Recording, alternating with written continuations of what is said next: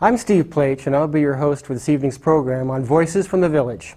Tonight, we'll be discussing the highly controversial hydrocarbon extraction process known as chemical fracturing, or fracking. So what exactly is fracking? Fracking is the process of drilling and injecting fluids into the ground under high pressure, often as much as 15,000 pounds per square inch, in order to fracture shale rock to release natural gas and other substances. The first use of hydraulic fracturing was in 1947, but the modern fracking technique, called slickwater horizontal fracking, was first used in 1988. In this process, the energy from the injection of highly pressurized fluids creates new channels in the rock which can increase the extraction rates and ultimately the recovery volume of hydrocarbons. There are more than 27,000 wells in the United States, and each well uses between 1 and 8 million gallons of water and between 80 and 300 tons of chemicals each time it is fracked.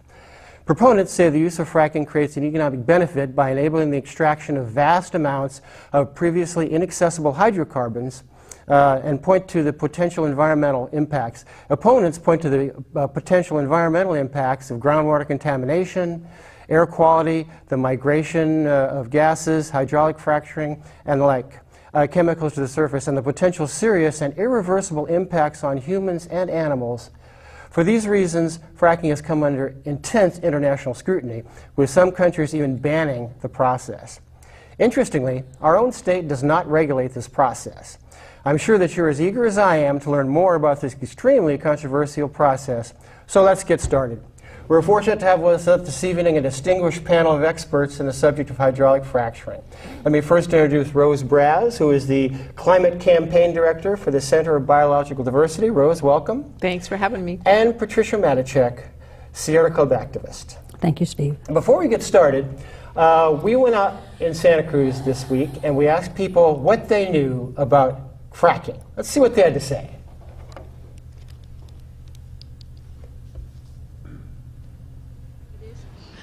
My impression of fracking is that it's used to get natural gas out of the ground. It's pumping water into the Earth's surface to free up the natural gas resources and then using that to remove the natural gas.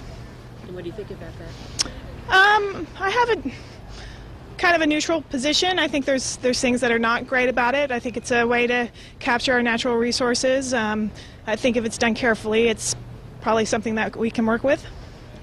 Fracking, in my opinion, is similar to using Roundup on a garden or in somebody's landscape. I think if there's a proper place and if it's done right, then it's a good thing.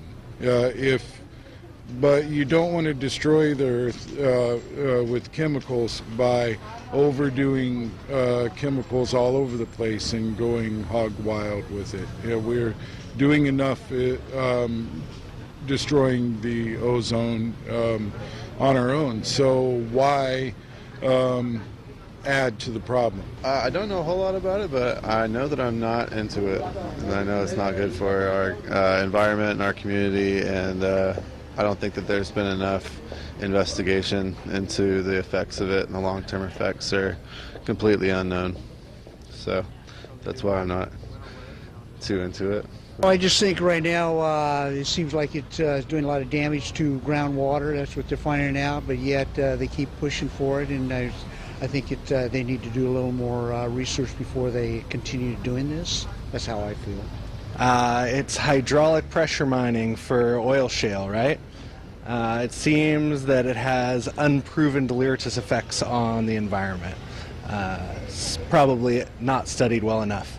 I heard that they've been doing some oil exploration in Aromas, actually. I've just heard the rumor. There was some undescribed cruise out there a few months back, and it caused a bunch of hoopla. I haven't heard anything recently, but I know that the local community leaders have been talking to their county supervisors and making a bunch of noise about it. I'm sorry. I mean, I think that we should try alternative ways, absolutely, and I wouldn't be for it. But, you know, the bottom line is they usually do what they want to do anyhow. I mean, I would do what I could to make it not happen, but I don't know what that even is. Well, fracking is really bad. It's bad for the environment. It pollutes the water. It destroys mountains and land. And I think we should conserve oil and energy instead of looking for new sources. Fracking is super dangerous. It's really bad for the environment, and it forces us to be under more pressure than we're already in right now. I think we should make better choices with how we use the world and how we use our planet. So not surprisingly, Santa Cruz is pretty well informed about fracking, pleasantly surprised in fact. So let's start talking about the process itself. Rose Braz, how is the Center for Biological Diversity and yourself engaged on the issue of fracking? Well, after looking into the process of fracking and some of the impacts around fracking, we really came to the conclusion that what we need to do is ban fracking, that the risks to our air, our water, and our climate are simply too great to push forward this new method of oil and natural gas extraction.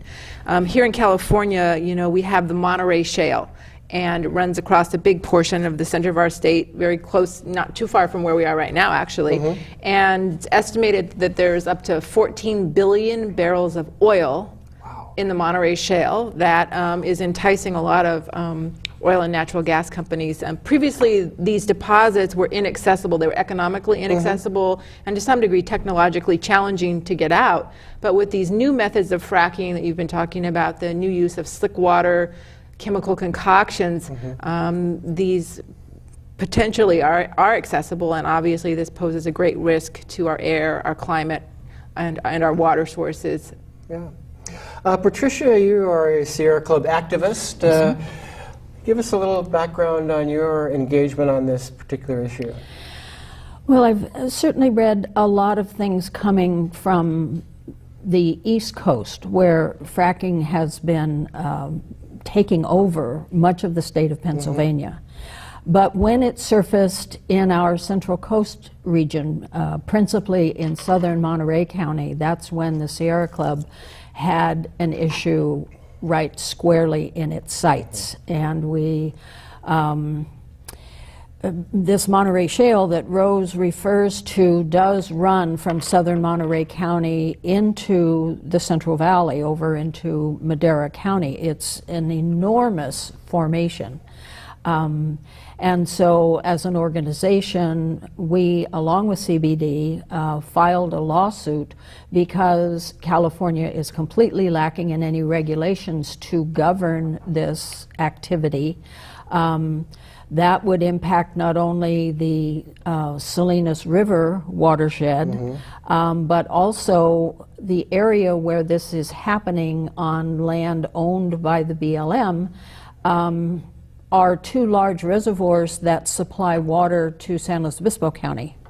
So we really have multiple Central Coast counties immediately involved in this.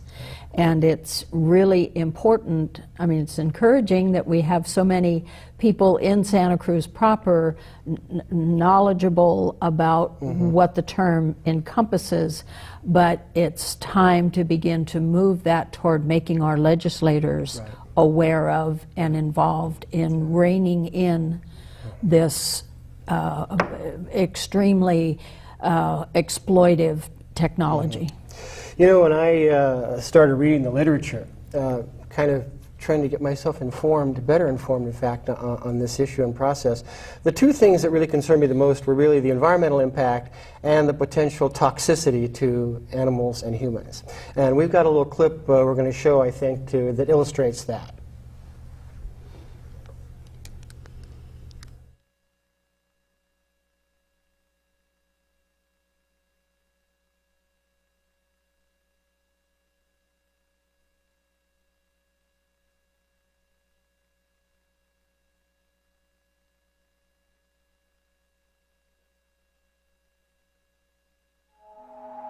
In 2006, filmmaker Josh Fox received a letter in the mail offering him $100,000 for permission to drill for natural gas on his land. He knew that in 2005, Congress had passed a bill exempting gas companies from environmental regulations. He wanted to know what impact the drilling would have on his land, so he took his camera across the United States to discover the truth about hydraulic fracturing. The method of gas drilling they use is called hydraulic fracturing, or fracking. It blasts a mix of water and chemicals 8,000 feet into the ground. The fracking itself is like a mini earthquake. The intense pressure breaks apart the rock and frees up the gas. 6 states have documented over 1,000 incidents of groundwater contamination. It bubbles and hisses when it comes out. I won't drink it. They can drill whether we like it or not. It's a free-for-all. Our water was good before they started drilling, and when they got done, it was bad. Obviously, we have a problem here. The Colorado Oil and Gas Commission is aware of the situation and will probably be doing some additional testing in the area as soon as possible. There's been concern raised about the methods to tap these valuable resources. They have been characterized as environmentally risky and inadequately regulated. Such reports are not accurate. The neurological effects are very insidious. Everybody was sick, including me. I have these lesions in my brain. You get pains all over your body. If you weren't able to do this hydraulic fracturing, how much more would we be dependent on foreign oil and terrorism? I have one quote here from you that says that you're trying to do this in a way that doesn't damage the environment. But you also said recently that water contamination is inevitable. Well, yeah, I mean... Are those contradictory, or...? Despite documented health risks and environmental impact, hydraulic fracturing is spreading across the globe. It's amazing that what took Mother Nature millions of years to build can be destroyed in a few hours with a piece of heavy machinery. What it's doing is searching for a problem that does not exist. Whoa, Jesus Christ.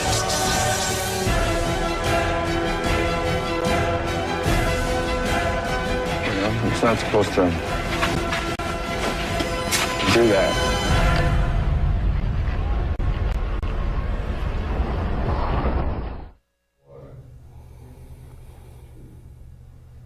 Well, that's certainly some dramatic footage. Rose, can you give us some more details or specifics about the environmental impact or the possibility, potential of severe, perhaps irreversible toxicity to humans and animals? Sure. Fracking threatens our environment in many ways. So one, a lot of people know about the water, and you talked a little bit about the water use, which is great. Hundreds of thousands of gallons to millions of gallons per frack job. So that can happen many times over in one well. And obviously more water for fracking means less water for people, agriculture, and wildlife. You have impacts to water, around water contamination. So particularly on the East Coast, as Pat was talking about, we have evidence of fracking fluids making their way into aquifers and drinking water sources. This can happen in a number of ways. You have surface spills, you have well casing becoming leaky, you have valve problems similar to what happened like in the BP oil spill. All of these ways in which the fracking fluid is making its way into water sources. It's another direct concern. You have pollution, air pollution that comes from these wells. You have impacts on wildlife. There are documented cases of wildlife and domestic animals drinking toxic fluid, toxic water in either wastewater ponds or from spills that happen and actually dying or becoming ill. And these chemicals, you know, that are used, we're talking about chemicals like benzene, which is a known carcinogenic, you know, and we have impacts on respiratory systems, skin. You saw some of the potential impacts there in the little clip from Gasland. So we could continue to talk about it, but another big impact here in California is the impact on our climate. And as I think most people... We're all concerned about climate change, of course. And we need to be, and we need to be deeply concerned. And so you have two concrete things that are happening, one of which is fracking releases huge amounts of methane, which is an extremely potent greenhouse gas. It's about 105 times more powerful than carbon dioxide over a 20-year time frame. This is an area with these short-lived pollutants that we really need to cut down on immediately. And so that's one way. And then here in California, the final thing I think is important to note is what we're doing is fracking for oil mainly here in California.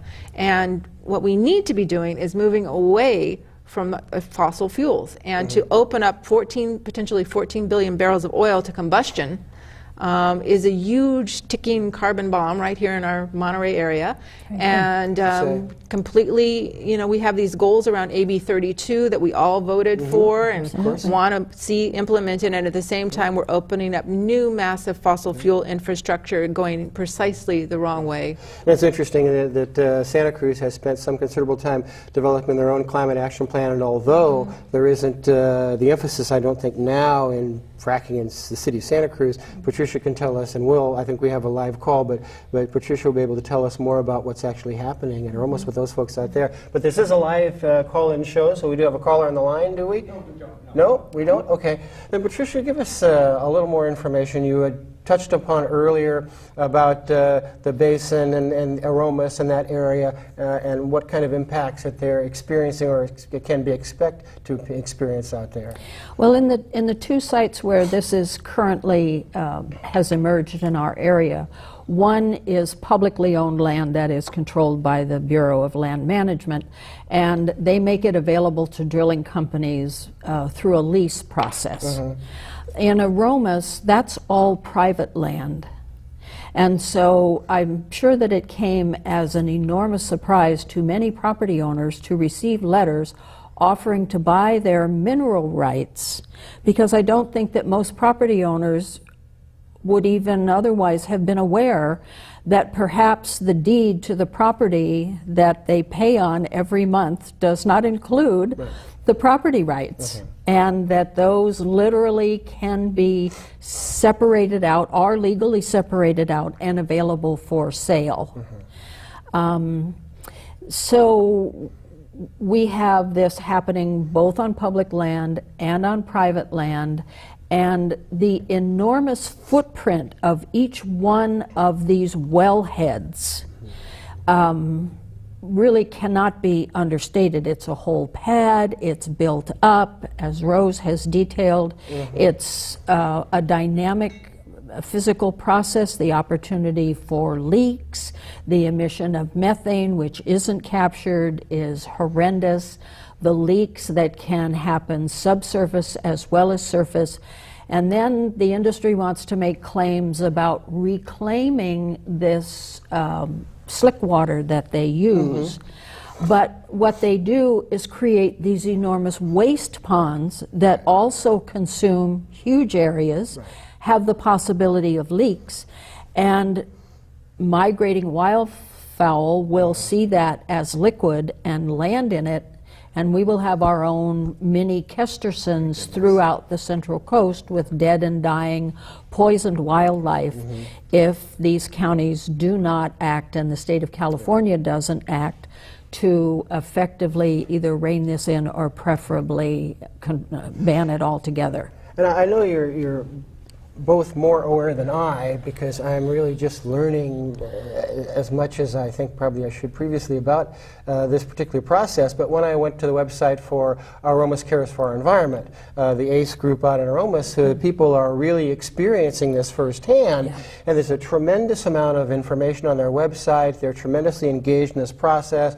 I know that they've been going to the San Benito Board of Supervisors meetings trying to get some regulation, and because heretofore it has not been regulated in California. Rose, can you speak to a little bit about the potential for some regulation, either regionally or in the state level? Well, you are correct that not only is fracking completely unregulated in California by the state agency, it also is actually unmonitored. Right now there's just voluntary disclosure happening. So if a company wants to tell you that the well has been fracked, and it usually is after it's been fracked, they may report it on a website called Frack Focus, but they don't have to report it. They don't have to tell you they're fracking before, they don't have to tell you they fracked after, they don't have to tell you what chemicals they're using or not using. They don't tell you how much water they're using. All of this isn't currently not happening in California. Thus, there are moves afoot in the state to push some kind of at least disclosure, if not ultimately a ban. There are many different forces out there being discussed, many different things being discussed. The reality is, though, as it stands right now, we have no regulation, we have no monitoring, and we've seen communities like Aromas, like Culver City, like Baldwin Hills, stepping up to the plate and saying, okay, the state of California is not doing this, let's do it in our local community. So these grassroots community efforts across the state and actually across the country are very, very powerful. And I would agree with Pat, we were talking previously, we really need to, that's what needs to happen, is people need to stand up and say, not only not in my backyard, but actually not here in my community and my neighbor's community, et cetera. I think the other thing, so there is some regulations apparently being created by the state, but they are delayed. We haven't seen them. We fear that they will not, there's all sorts of rumors out there, and as I said, we haven't seen them, but we fear that, particularly given the grave nature of this, we are very concerned that they may not be enough to address the, they will likely not be enough to address the great risks available, and that's why we've really come to the conclusion that what we need to do is to ban this practice. And as is so often the case, I think when you have state regulation over a process that probably isn't clearly understood by the legislators, they tend to under-regulate it more than they do over-regulate it, and that's a tragedy in this situation because of the potential harm that can be done that is irreversible, really. You cannot really be able to backfill this and say, well, we'll be able to rehabilitate this particular area. Patricia, I know that you are active with the Sierra Club, and are they engaged in looking for legislative change or legislative opportunities for regulation? Well, we've engaged in the lawsuit. We do have a statewide committee. Well, tell us a little about the lawsuit. That would be interesting, I think. Well, we're seeking to have this upcoming lease for the BLM land in southern Monterey County, to have it voided because of the risk to immediate residents as well as regional water supply. But I'm delighted that we had this Gasland clip because it's an extremely informative documentary, well done. It's available on YouTube, I believe. And in fact, I think maybe we'll see a little more of it later, so people would be interested in that. The Aromas people, they're accessible through Facebook. Aromas Cares for the Environment, or A.C.E. Rose's organization, the Center for Biological Diversity, is very engaged. There's another national organization, Food and Water Watch. This has really elicited appropriately, by the time you have people turning on their tap and their water catches fire, you really get their attention. Well, and that's a very interesting subject. Rose, can you tell us a little bit more about this, the potential of this groundwater methane contamination, how that happens, what the obvious results for that would be?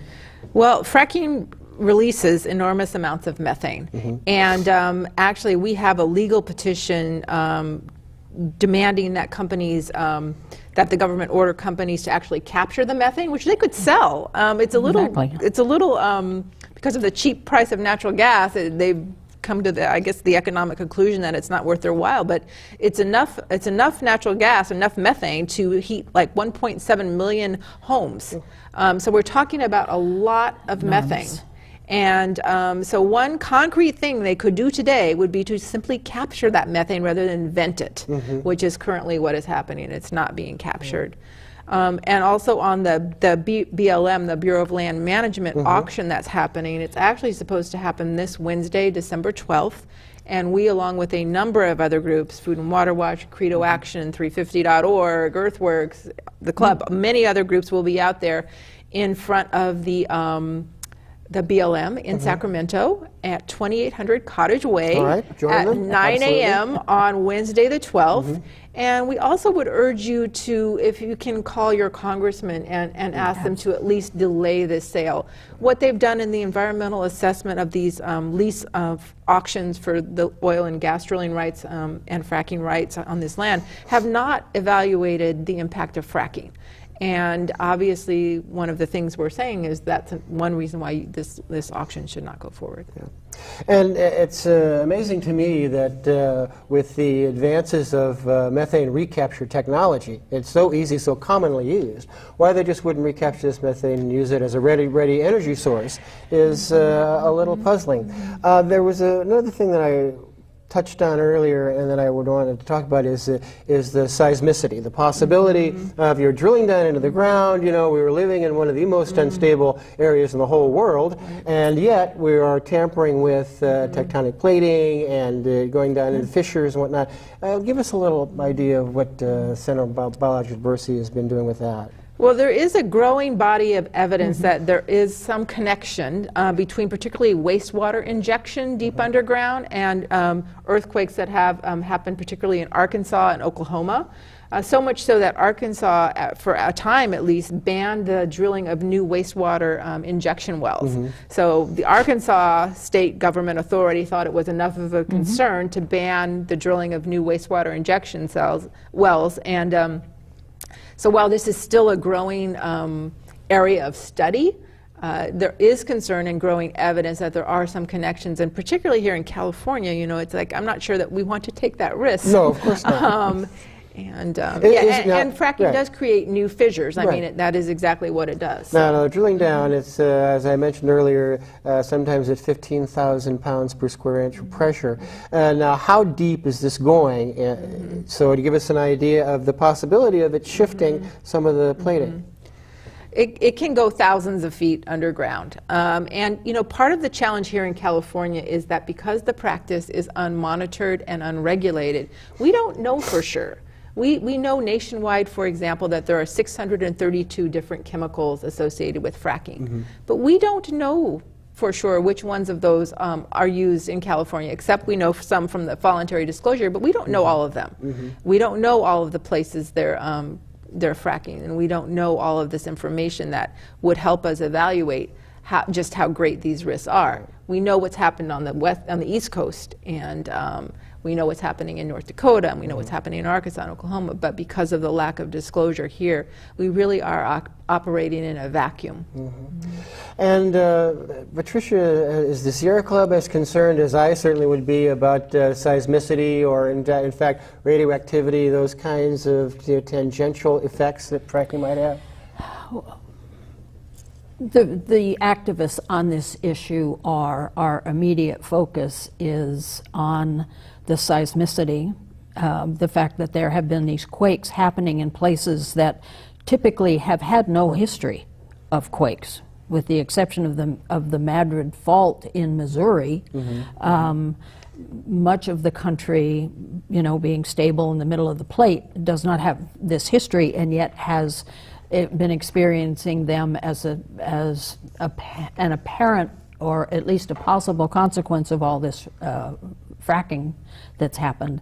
So for us, it raises the bar in a known seismically active area, and the fact that they can frack at different levels, any level they choose, and the companies view their chemical concoctions as proprietary information.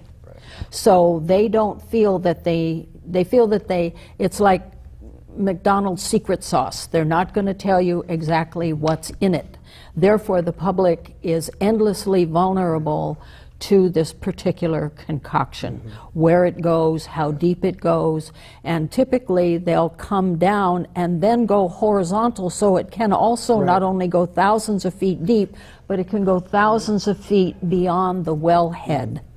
And we are extremely concerned for the humans involved, the wildlife involved. If you look at Aromas, that's not only family houses and small acreage, but some agricultural endeavors, nurseries, and so on. So it's an end for those people, potential end for those people, of being able to utilize that land, and for the community to have those products as well. We just think that, exactly as Rose said, that this is moving in entirely the wrong direction. We need to be weaning ourselves from fossil fuel, not getting more clever but duplicitous and extracting more of it. And a very good point. One of the things that did strike me is, again, as I say, I was reading through the literature, is that in Santa Cruz, and in California generally, water is such a precious resource. And here in Santa Cruz, we are now considering the construction of a desalination plant. The residents will have an opportunity to vote on that in 2014. And so the sustainability of our water supply, our whole water system, is really crucial to us, and yet this process seems to use a tremendous amount of water. Now, is any of this water potentially recycled? Is it just used in the process and that's it? It goes away? And is that an issue upon which the center and yourself have really given some thought? Well, we're deeply concerned about that because, as you rightly point out, California needs water for people, California needs water for agriculture, California needs water for wildlife. On the East Coast, again, we have evidence of fish kills happening both through water contamination and from draining of rivers. More water for fracking simply means less water for all of these other needs. And while there are definitely folks who are out there working on different ways to recycle this water, I don't know about you, but I don't want my benzene-laced slick water and put through a Brita filter. I made that up. Okay, I don't know. But you know what I mean. It's like the reality is this is toxic stuff going down there. And while there are efforts being made to recycle that water, I personally haven't seen evidence that that's a realistic way to go. So did I characterize that accurately in my introduction, that each time a well is fracked, it's 1 to 8 million gallons of water? Well, that is nationally what I've heard is more like 2 to 7 million gallons of water. Well, but here in California, but you raise a really good point, which is in California we don't know. You will hear people say here in California we use a lot less water for fracking. But again, because of the lack of disclosure, we really don't know what they're using, how many millions of gallons of water. And when I say a lot less, we're still talking about, at a minimum, hundreds of thousands of gallons of water per frac job. And with water being such a precious resource, it's just not one we can expend in this way. Another thing that struck me as I read through literature was that now they inject with the water hydrochloric acid. Is that correct? They use that? I'm not familiar with that in particular. I do know that there are 632 different chemicals that have been used in fracking, been reportedly used in fracking around the country. They are extremely, a number of them are extremely toxic. 40% of them can become airborne. They can have impacts on your skin, your respiratory, endocrine systems. They also, some of them are known carcinogenics like benzene, and can be cancer-causing, et cetera.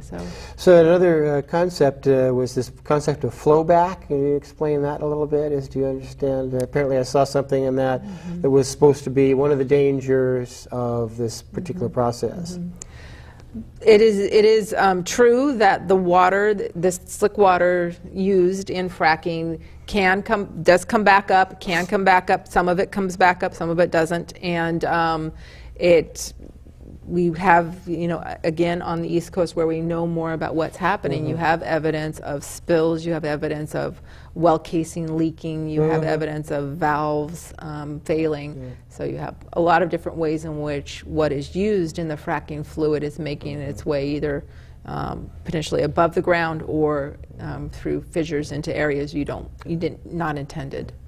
I know, Patricia, as a local activist, you're as concerned as I am about the saltwater intrusion into our aquifers, any kind of contamination of our aquifers, because it takes them so long to be refreshed. It takes decades once an aquifer is contaminated anyway. And you were telling me about your concerns, especially out in the basin of Aromas in that area, that those aquifers really are threatened by contamination for any kind of a fracking process. Well, this is all part of the Pajaro Basin, and there's, we have saltwater intrusion in Santa Cruz County all along our edge with the Monterey Bay, and how radically changing the resistance in these layers, how that would be affected and if that would result in saltwater intrusion is another question that's been asked and certainly not answered. I am looking forward to the advent of a new movie that Matt Damon has coming out on this issue of fracking that will hopefully introduce a wide spectrum of the American public to this issue and the impacts to homes and farms, introduce it into the language, because we are all truly at risk. Physically, financially, we are at risk by unregulated corporate behavior, unmonitored, no disclosure regulations, and the extent of this is truly frightening when you look at it. Certainly the methane, as we're all struggling to reduce greenhouse gases, trying to keep within the confines of AB 32, to have such an aggressive gas unleashed at these multiple sites, undoing decades of work and planning is extremely disheartening. I think we've all seen enough pictures of oil wells to understand the dynamic. They too are drilling down, looking for and hitting gas, and then it does erupt. So when you have this not only bringing up methane, but you have it bringing up this slick water, spilling and running everywhere. It's just a disaster for what is a water-short state. Certainly so. Thank you. We have a question from one of our studio audience. Hi. Yeah, I did a little research on fracking, and the first thing that came up was there's a big conference in LA in January about how to make your first $1 million by blowing up our Monterey County underground. And it seems to me that, you know, when I hear about the big mess that this is going to make, you know, with all of this, you know, just total destroying of the underground and all the toxics that are going to be released, it's like, isn't that some kind of big nuisance? And aren't there laws against creating a public nuisance? And is that part of the lawsuits? And what are some of the things that people are doing to combat this? Well, Rose? You know, you're absolutely right, and there actually was a conference last week. I don't know if people saw this, but there was the conference last week about the big play of the Monterey Shale. It's happening, and the money's going to be there, and there are some very excited people about this. Having said that, there are a number of pieces of litigations that we filed with partners like the Sierra Club and many other groups. And one of them is to challenge this Bureau of Land Management auction next Wednesday. Another one we have is to argue that the state has not complied with the California Environmental Quality Act.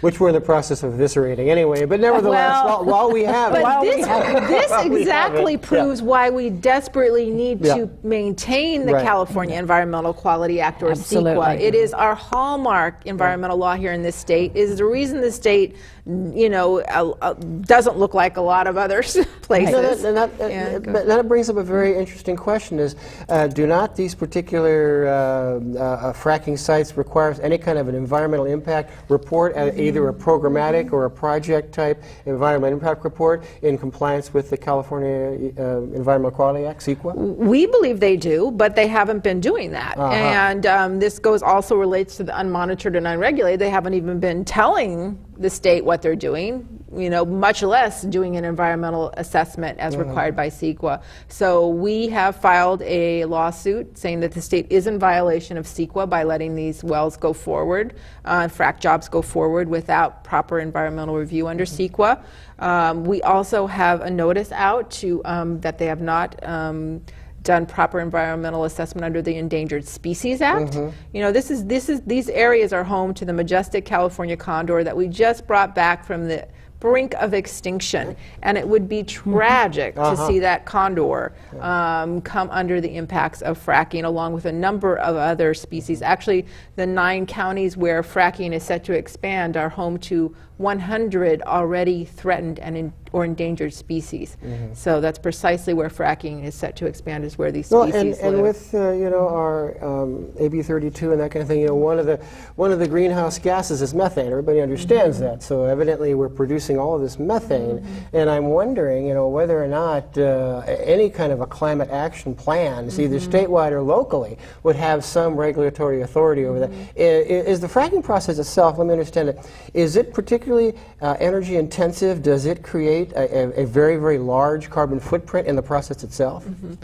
It definitely creates one, and I think methane is it's one of the biggest parts of the carbon footprint of fracking. I mean, you also have intense industrial development, as Pat was describing. You know, we're not talking just about the traditional vertical well. We're talking about a vertical well and a horizontal well, and that can also involve multi-pads, so you can have this well going out 7,000 feet that way, and you can have a pad here and a pad here. Much more industrial development can go with fracking.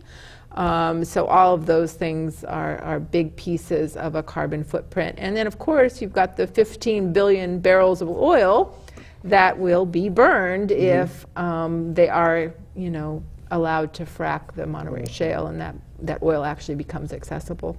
Patricia, your thoughts on that? Well, it should certainly, this process should certainly come under federal laws as well.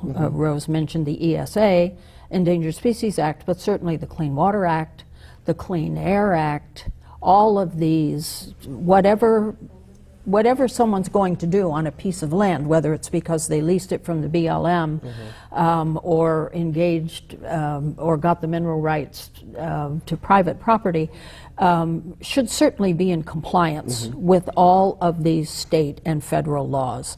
And this process, as so many seem to be, are driven by the corporations, driven by speculators, driven by the get-rich-quick, here's your chance to cash in methods. Those people go to the legislators first and try to position any legislation to not interfere or get ahead of the legislation, which is what's happening now. And to the degree that the public becomes aware, then they're going to be all over Sacramento trying to make sure that nothing interferes with them too much. And so it's really up to the public and solid nonprofit organizations like CBD to have the legal expertise to rein this in on behalf of the public, to trust, the public trusts the resources, the air, the water, the wildlife, all belong to the public, and they're all at risk with this. And I think that's why it's so important for groups like ACE, Aromas Cares for Our Environment, because they are a grassroots organization delivering public testimony, citizen activism, you know, pushing the legislation forward. And we here in our area, as you know, now Bill Mawning is in the Senate. Mark Stone, a longtime environmentalist, a former member of the Coastal Commission, is now in the Assembly. Those are the people we have to go talk to and explain to them that we cannot have this. We must have regulation on this. And so that's, I think, where the activism takes place fundamentally at a grassroots level. I do think that the lawsuits are a great vehicle for that, but also public activism, you know, and are we getting some traction, you think, toward getting some legislation here in your view? Well, I think you're absolutely right. We're only going to get that traction with an all hands on deck, all strategies, legal, grassroots, everything, media, you know, public talking about this, public education, just like we're doing now. Public conversation, but I do believe we are making traction. People, just that little clip we showed at the beginning here, I mean, I know it's Santa Cruz and people here are very aware, but fracking really, you know, hasn't been on the horizon here in California. It hasn't been on the radar here in California. So I think the fact that the people interviewed knew what fracking was and had concerns about it indicates to me that we are making headway, and with grassroots community groups like Aromas Cares, like the folks in Whittier, like the folks in Culver City, I do believe we will get something, but it's going to be a tough battle because, as our questioner from the audience pointed out, there is a lot of money to be made and a lot of people wanting to make that money. Are we able to use as a model or a template the activism in other areas, other states that have achieved bans or some greater form of regulation in order to model our efforts after that? Yeah, there's a lot of inspiration to be had out there. There's a new movie out. Speaking of movies, we have a lot of movies going on about this issue. So there's a movie called Dear Governor Cuomo, which is about the effort in New York. There's actually another film called Split Estate, which is about the issue that Pat was talking about, which is you may not own the mineral rights to the land you own. And then there's the Promised Land movie with Matt Damon, which I think will be the biggest commercial. It's coming out at the end of the month. You know, it's potentially Oscar worthy, and hopefully that also will raise public consciousness about the issue, along with the fact that, you know, we're getting more and more evidence of water contamination, air contamination, potential connection to earthquakes, and I think as more and more of this evidence, more and more studies come out, I also think that's going to shift public opinion. Yeah. Let's at this time, maybe we can see a little more of that since we've been referencing this gas lamp so often, and it's such a wonderful illustration of what we're talking about. If we could see a little more of that particular video right now, that would be great. You've probably seen ads on television hailing natural gas as the clean-burning transition fuel. American shale basins contain an ocean of natural gas. The method of gas drilling they use is called hydraulic fracturing, or fracking. It blasts a mix of water and chemicals 8,000 feet into the ground. The fracking itself is like a mini earthquake. The intense pressure breaks apart the rock and frees up the gas. In order to frack, you need some fracking fluid, a mix of over 596 chemicals, from the unpronounceable to the unknown to the too well-known.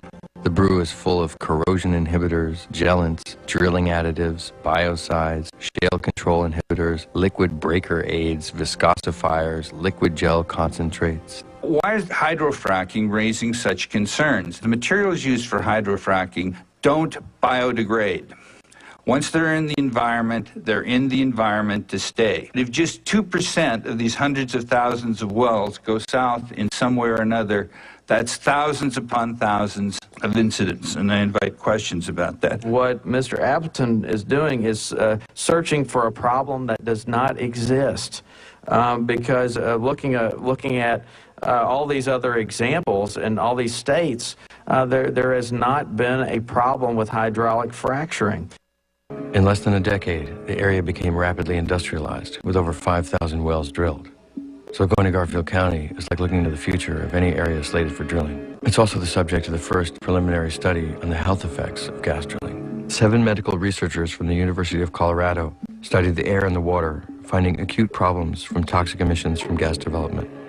So when I got calls from people in Garfield County, there were calls from people who had severe health problems. This is Karen Truelove. She started getting massive headaches, getting really ill, feeling sick, and she said it got so bad that she didn't even plan her days anymore. She just tried to get through them. Then my friend Rick has benzene in his blood, toluene. Tara was speaking for her friends that couldn't speak for themselves mostly because of non-disclosure agreements. People who were in lawsuits or who had settlements that stipulated that once they received their money, they could no longer go public with their stories. I kept getting in car after car, hearing symptom after symptom. My first day in Garfield County, I did 16 hours worth of interviews, and then finally, I got a chance to sit down with Theo Colborn, winner of 5 Rachel Carson Awards, a Time Magazine Environmentalist of the Year, and Congressional Fellow. Her accolades are too numerous to count. We've begun to look at what's being used to drill a well, data that the government should be collecting but isn't collecting. We've been able to get our hands on some of that. Because of the exemptions, fracking chemicals are considered proprietary, like the special sauce for a Big Mac or the secret formula for Coca-Cola. The only reason we know anything about the fracking chemicals is because of the work of Theo Colborn. By chasing down trucks, combing through material safety data sheets, and collecting samples, Theo has identified 596 different chemicals in 900 chemical products. Every environmental law we wrote to protect public health is ignored. But the neurological effects are very insidious. 3 years ago, I started getting really dizzy. So the question I have now is, if the state is not going to protect us and we have to generate our own kind of grassroots movement, the lawsuits and this and that to try to get some regulation on fracking, what's the federal government doing for us? Well, Sadly, in 2005, Congress passed what is called the Halliburton loophole, because Halliburton was the company that lobbied hardest for it. And it exempts fracking from the Safe Drinking Water Act, which is really a key piece of key protection for our drinking water. And we spent a lot of this past hour talking about our threats to our aquifer and our drinking water. So that's a huge problem. There's been some move to try to close that loophole, but that has not happened. And also until recently, actually, the fracking process was exempted under the Clean Air Act. It wasn't regulated under the Clean Air Act. There is some new source performance standards under the Clean Air Act to deal with fracking pollution, which is great, but it doesn't cover oil wells, doesn't deal with methane. So we continue, and it won't kick in until 2015. So sadly, the federal pieces of legislation, have not come to fore either. So we really are looking, it's gone kind of state by state, and there's some states like Vermont that have banned fracking. There's countries that have banned fracking. And, we think California should be a leader in these areas. California claims to be a leader in protecting our environment. And we have tremendous environmental laws here, but they're only as good as they're enforced. And Patricia, your thoughts on that? Well, it's tragic that, but not a surprise, Halliburton certainly had a hand in the BP oil disaster. And they have attempted to create a climate very favorable to their various extractive industries. I cannot emphasize strongly enough what a threat this process poses to all life in the United States. The Tea Party has staunchly resisted any sort of control, corporations rule, government of the, of by and for the corporations, the way they've corrupted the Gettysburg Address. And now that hopefully this very strong, clear statement has been sent to Congress, we hope that they are going to act better to close that loophole, to get off the back of the EPA, which they have tried to keep from enforcing clean air and clean water, meaningful standards, restricting lead, all these toxic byproducts of industrial activity. Hopefully they will have received this message loud and clear and will cooperate to take these vital steps to protect the public welfare, which is why we send them to Washington. So we would like them to do their job. And I'm sure, as you know, Patricia, and you may know, Rose, our local Congressman Sam Farr, a great advocate for the Monterey Bay Marine Sanctuary, a great environmentalist in his own right. Have you been able to engage him at all on this and have a conversation with Sam? Sam, if you're listening, this is very important.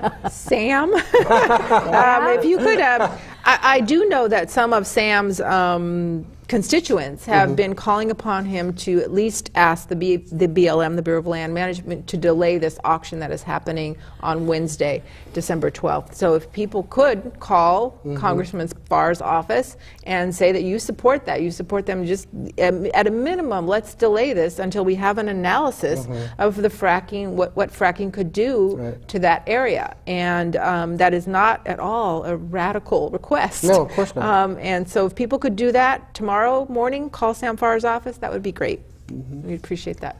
Yeah, because I have not heard Sam speak out on chemical fracking, and I think really it's an illustration of how new it is to people that this potentially very serious process is going to take place in their backyard, and with the potential of such great environmental impact and such potential to human toxicity and to animals, that I think now is the time to programs like this, or calling your congressman, or talking to Mark Stone or Bill Monning, to make them aware of that we're aware of this, what's going on, and that we don't want this to happen. There's a huge irony here of all these 30 years of efforts to keep oil drilling from coming into the Monterey Bay Sanctuary, and yet basically now it's reared its ugly head on the lands adjacent to this sanctuary.